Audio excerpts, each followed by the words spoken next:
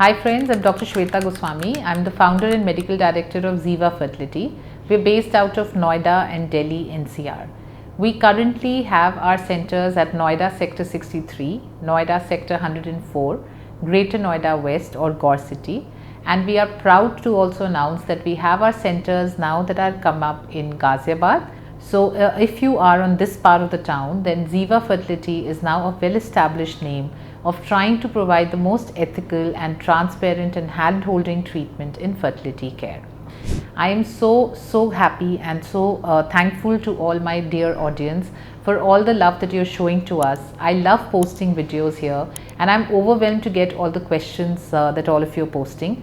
Because there are a lot of questions, today I thought I will just straight away start with a Q&A session for this Fertility Friday to talk about all the questions in a little bit of detail so that we can talk about that topic to topic.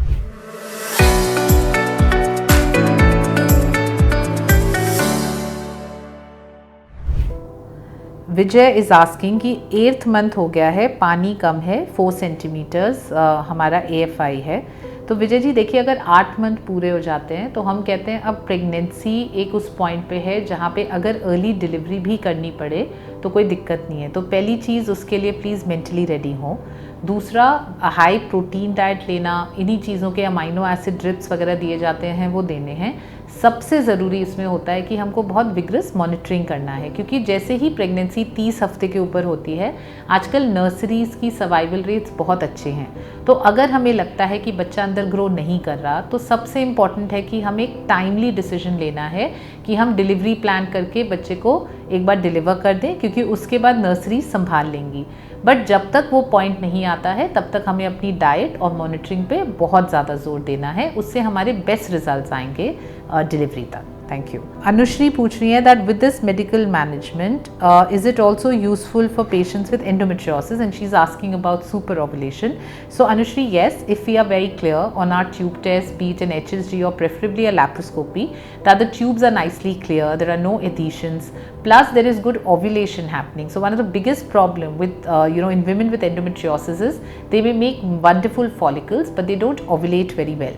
So if we are very sure that ovulation is happening well and the tubes are nice and clear where we can feel that they are functionally well, in that case super ovulation with IUI is a wonderful treatment which can help women with endometriosis conceive ASAP. There's no doubt about that. तो काशिफ नाजिर ने पूछा है कि मुझे हर month follicle cyst बन जाती है, अब मैं 3 मंथ से ट्रिगर लगवा रही हूँ, विदाउट ट्रिगर मुझे फॉलिकल सिस्ट बन जाती है, मेरा प्रोलैक्टिन भी नॉर्मल है। काशिफ, मैं तो ये कहूँगी बहुत अच्छी बात है कि अगर ट्रिगर इंजेक्शन लेने से आपका अच्छे से रप्चर हो रहा है तो दैट इज़ वंडरफुल। प्रोलैक्टिन भले नॉर्मल हो, कई बार कैपगोलिन की जो दवाई होती है वो भी 0.5 mg ट्वाइस वीकली दे दी जाती है जिन लेडीज़ में फॉलिकल्स बनने की टेंडेंसी है। अगर आपका अच्छे से रप्चर हो रहा है ट्रिगर के साथ, प्लीज़ उसी हिसाब से ट्राई करें, जल्दी ही जल्दी आपकी प्रेगनेंसी हो जानी चाहिए। Anthara is saying, I have 2 recurrent miscarriages and can IVF help me? So that is a individual question. We will really have to review all your reports.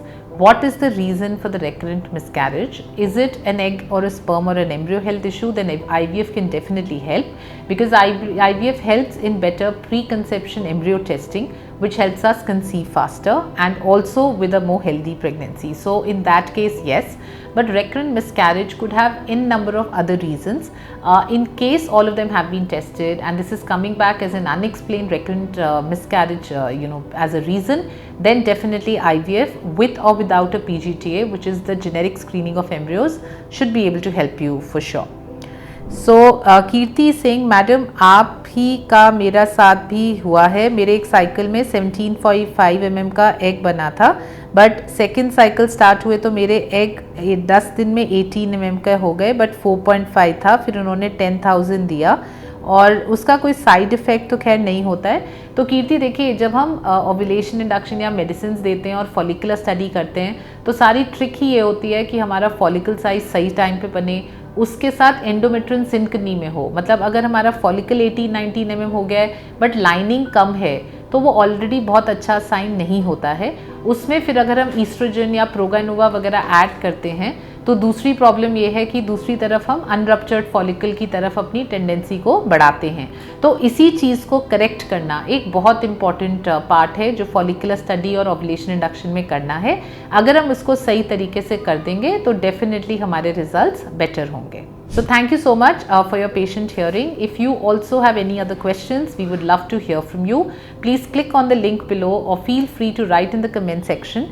I shall try and get back with the answers as soon as I can. Thank you.